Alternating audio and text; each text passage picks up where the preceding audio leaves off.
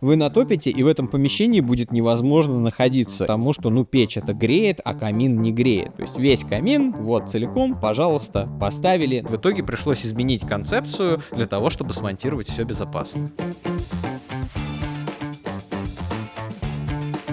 Существует огромное количество каминов, и у них есть абсолютно разный функционал. Одни служат для одних целей, другие для других. И так или иначе, при выборе камина совершается большое количество одних и тех же ошибок. И сегодня я расскажу вам о 5 самых распространенных из них. Погнали!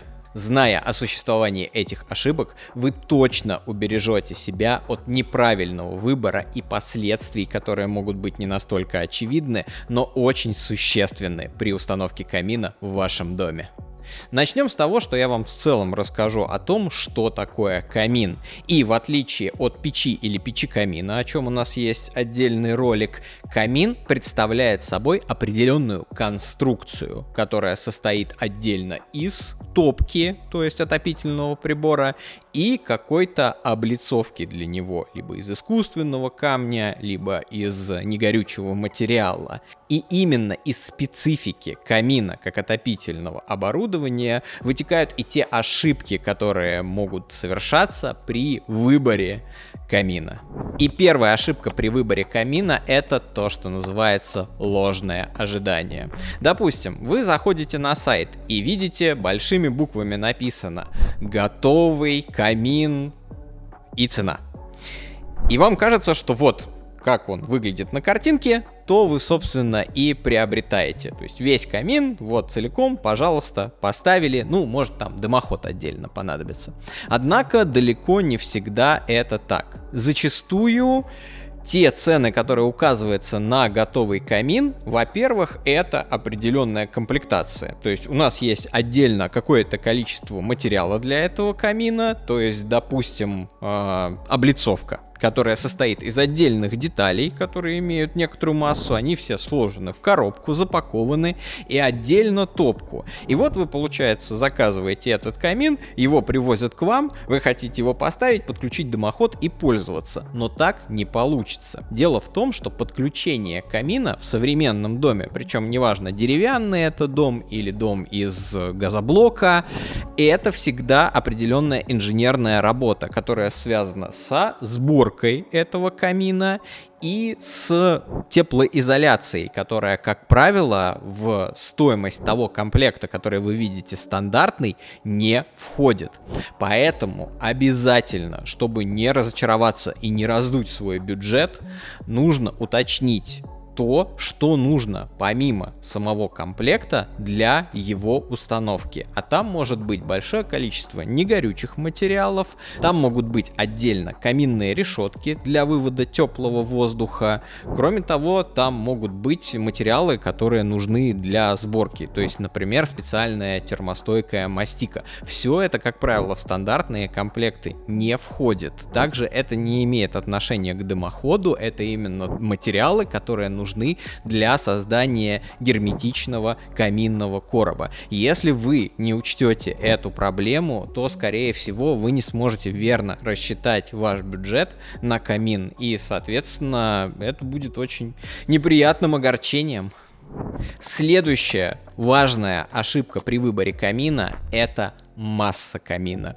Дело в том, что, выбирая камин, зачастую мы заостряем внимание на самой каминной топке, то есть как сердце камина. И каминная топка может весить немного, допустим, 100 килограмм. Но, как я говорил изначально, камин — это конструкция, которая помимо топки состоит из облицовки, которая тоже имеет массу. И даже если вы устанавливаете камин в короб из легких негорючих материалов, таких как силикат кальция, вам в конце концов нужно придать ему окончательный внешний вид, и нужна какая-то облицовка. И зачастую люди выбирают дизайн, который включает в себя либо плитку, либо камень, которая тоже имеет большую массу, тоже давит на пол, и в данном случае важно что?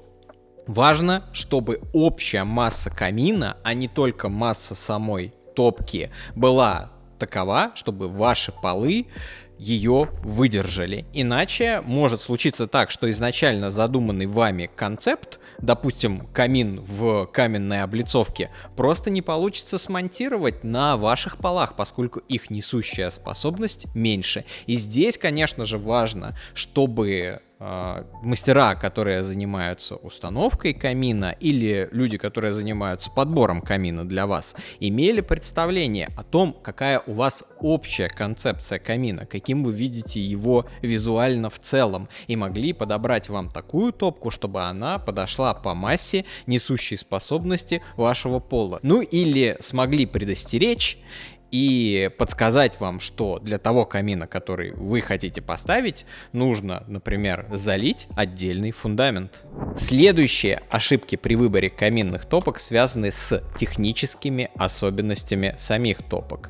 Допустим, есть определенный стереотип, связанный с тем, что чугунные каминные топки лучше, чем стальные. Ну, потому что чугун есть чугун, чугун более надежный, крепкий, но на самом деле, если мы говорим именно о современных каминах и каминных топках, то можно сказать, что на сегодняшний день большее количество именно металлических каминных топок, то есть стальных с футировкой внутри, либо шамотом, либо вермикулитом, либо керамикой, они сильно оставляют позади чугунные топки по целому ряду параметров. То есть, если говорить, например, о надежности, в которой чугун должен выигрывать, то, конечно же, чугунные топки ненадежнее, потому что в металлических топках на самом деле вся тепловая нагрузка во время работы идет именно на камень, керамику, ну, в общем, на футировку внутри топки. И металлическая часть, которая вроде бы должна быть уязвимой и прогорать, она остается неуязвимой, потому что все внутри закрыто специальными негорючими материалами, которые принимают на себя основной нагрев, с одной стороны. С другой стороны, у чугуна в силу особенностей материала сложнее, например, сделать адекватную систему очистки стекла.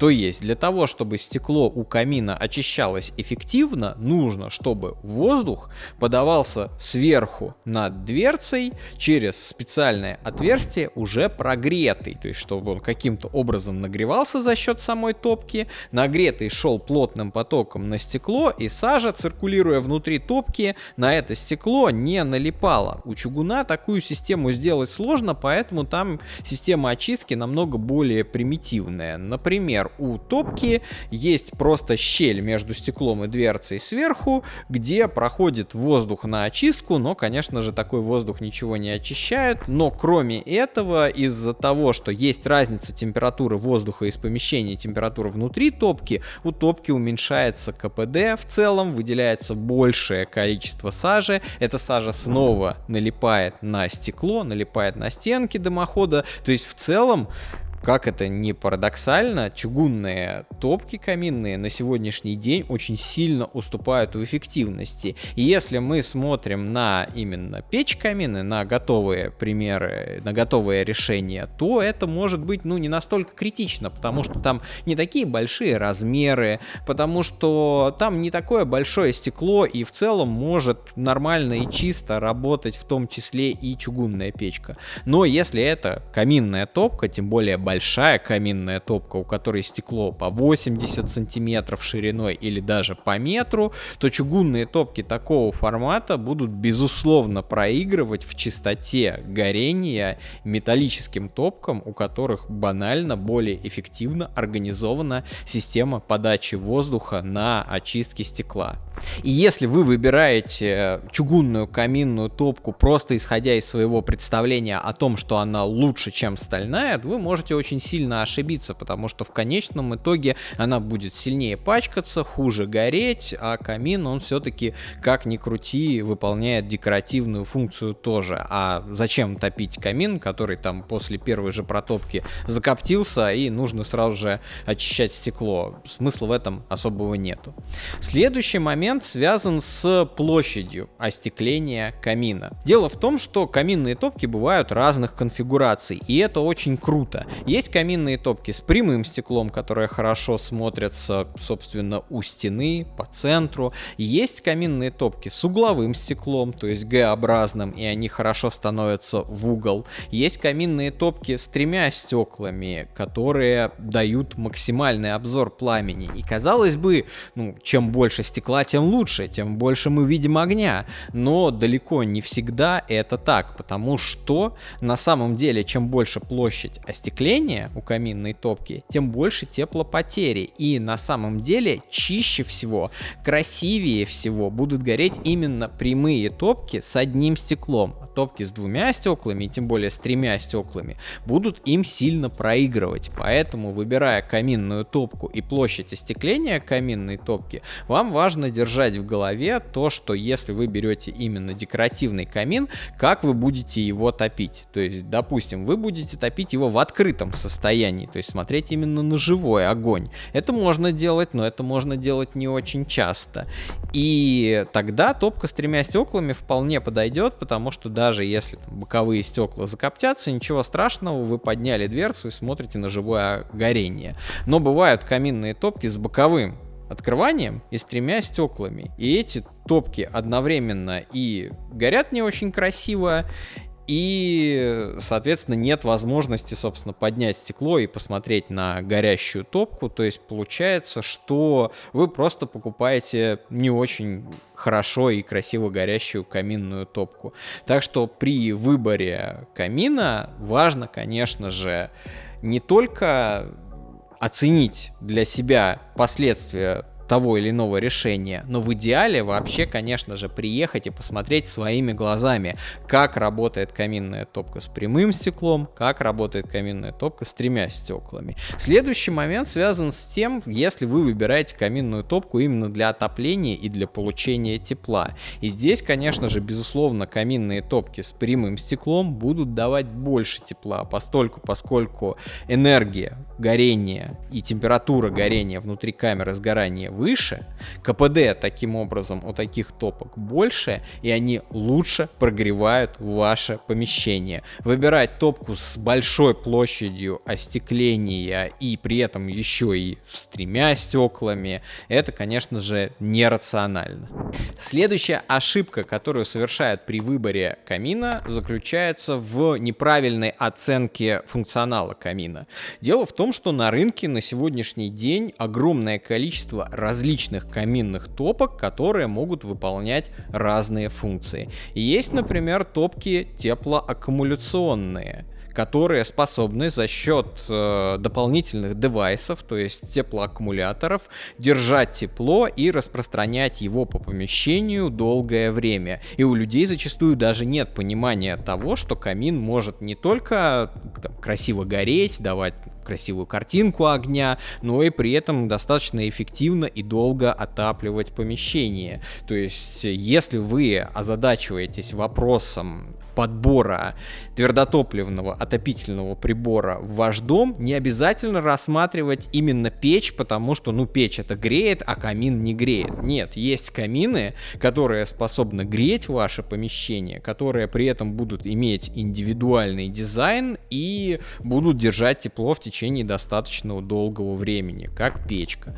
С другой стороны, есть каминные топки, которые, кроме того, способны подключаться к системе отопления, обладают водяным контуром, они нагревают большое количество теплоносителя и за счет него могут прогревать весь ваш дом круглый год.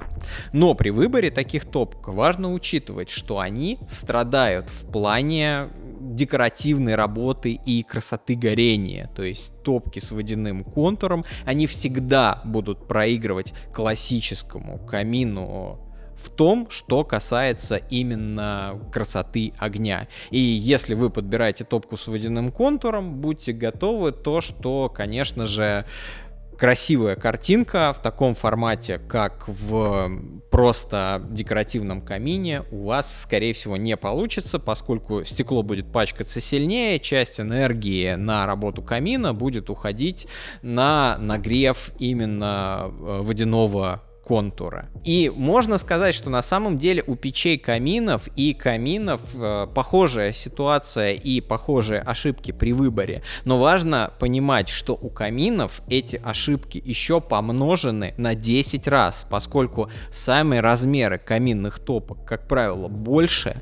Из-за того, что большие размеры каминных топок, они более требовательны к той энергии, которую они вырабатывают для своей работы, и любое смещение в плане мощности, в плане того, как очищается стекло, сразу же будет сказываться на том, как работает ваш камин, насколько он чистый, как часто вам придется это стекло очищать при его работе, и на все эти нюансы нужно, конечно же, обращать внимание еще более пристально, чем для печей и каминов. Еще один момент заключается в том, что люди зачастую искренне полагают, что, камин, он не греет, его основная функция декоративная, значит, там тепла никакого не будет, но это ошибка, это стереотип. Любой камин — это в первую очередь, любая каминная топка — это отопительный прибор, который существует для того, чтобы давать тепловую энергию. Эта энергия идет от стекла камина, то есть распространяется в помещение за счет инфракрасного излучения с одной стороны, а с другой стороны у вас в любом случае у камина устанавливаются решетки снизу и сверху для выхода теплого воздуха, чтобы топка внутри обдувалась, она не деформировалась и не сломалась в процессе работы. И я могу сказать, что именно этот стереотип зачастую приводит к тому, что люди, например, неправильно выбирают расположение камина в своем доме. То есть у них дом полностью отапливается, у них абсолютно совершенная система отопления, газовый котел, допустим, который автоматически поддерживает температуру, и они ставят туда, в гостиную, допустим, камин, где он, в общем-то, и не нужен, потому что как только они его зажигают, даже небольшой камин при этом дает достаточное количество тепла, от которого, никуда не денешься, потому что горящие дрова, они все равно выделяют энергию, а эта энергия преобразуется в тепло, которое нужно куда-то распределять, и, конечно же, оно идет в ваше помещение. И понятное дело, что в таких ситуациях часто бывает так, что более правильным выбором места для установки камина может быть, например, терраса. Терраса может быть либо закрытая, либо открытая, где вот как раз таки камин очень бы не помешал, потому что там не хватает существующей системы отопления, поскольку, допустим, большие витражные окна, большие теплопотери создают, или, например, если терраса открытая, то, понятное дело, она там продувается всеми ветрами, и там всегда будет низкая температура, поэтому на сегодняшний день реально набирают популярность проекты с установкой камина на террасе. Или даже более того, если камин ставят один в помещении для того, чтобы вся семья собиралась, проводила время там, а другой на террасе для создания комфортной атмосферы и реально для тепла. Следующая ошибка при выборе камина связана с его размером. И здесь я могу сказать на собственном опыте, что существует объективно проблема, которую я называю гигантоманией. Дело в том, что зачастую, выбирая камин, люди хотят максимально большое стекло, максимально огромный обзор, при этом не понимая, чем это чревато. И на самом деле, если вы действительно планируете топить ваш камин, если вы действительно планируете использовать его по прямому назначению, а не просто как элемент интерьера вы поставили камин и никогда в жизни его не затопили, то, конечно же, здесь на размер нужно обращать внимание, потому что если у вас маленькое помещение 20 квадратов, или 30 даже квадратов, и вы установили 1,5-метровую по ширине топку с высотой 80 сантиметров стекла, где человек может лечь, грубо говоря, настолько она большая, то, конечно, эта топка топка, она не будет нормально работать на небольшом количестве дров. То есть у вас не получится так, что вы в маленькую топку заложили пару полешек, и она у вас чисто горит. Это не так. Дело в том, что на то, чтобы такую топку разогреть, для того, чтобы она набрала рабочую энергию, для того, чтобы прогрелась внутренняя часть топки и стекло, чтобы это стекло не запачкалось сажей, которая образуется в процессе горения, нужно определенное количество горящих дров. И, соответственно, в большую топку нужно закладывать неизбежно большое количество дров для ее нормального функционирования. Если вы поставили большую топку в маленькое помещение, при этом положили туда пару полешек и думаете, что они будут нормально, корректно гореть, это не так. Потому что при горении топка полностью внутри не прогреется, углы стекла, боковые части полностью закоптятся, у вас по центру останется небольшое светлое пятно, где вы смотрите на огонь, с одной стороны, а с другой стороны может случиться такая ситуация, что вы захотите красивого чистого огня, вам нужно будет положить много дров, вы натопите, и в этом помещении будет невозможно находиться из-за того, что тепловое излучение от этой топки будет огромное. Поэтому нужно, конечно же, выбирать топку по размеру, и я даже более того скажу, при выборе камина, чем меньше топка, тем лучше, качественнее и чище она будет гореть, потому что для ее корректного горения понадобится небольшое количество дров, и вы сможете легко его обеспечить. Поэтому даже, допустим, если вы в большое помещение поставите маленькую топку, ничего страшного, можно подобрать место, где она будет смотреться выгодно, но при этом самое главное, вы получите то самое удовольствие от наблюдения за огнем, за пламенем. По опыту я могу сказать, что, подбирая камин, соответствие размеров можно сделать примерно таким. То есть, если, например, у вас помещение 20 квадратов, вы можете запросто рассчитывать на стекло размером шириной 60-70 сантиметров, не более. 30-40 квадратов уже подходит 80-сантиметровая, если высокие потолки, даже метровая топка по ширине. И только в большие помещения больше 50 квадратов подходят топки шире, чем метр, 1,5 метра, допустим, то, что считается уже большими топками. Ни в коем случае нельзя пытаться огромную топку запихнуть в маленькое помещение.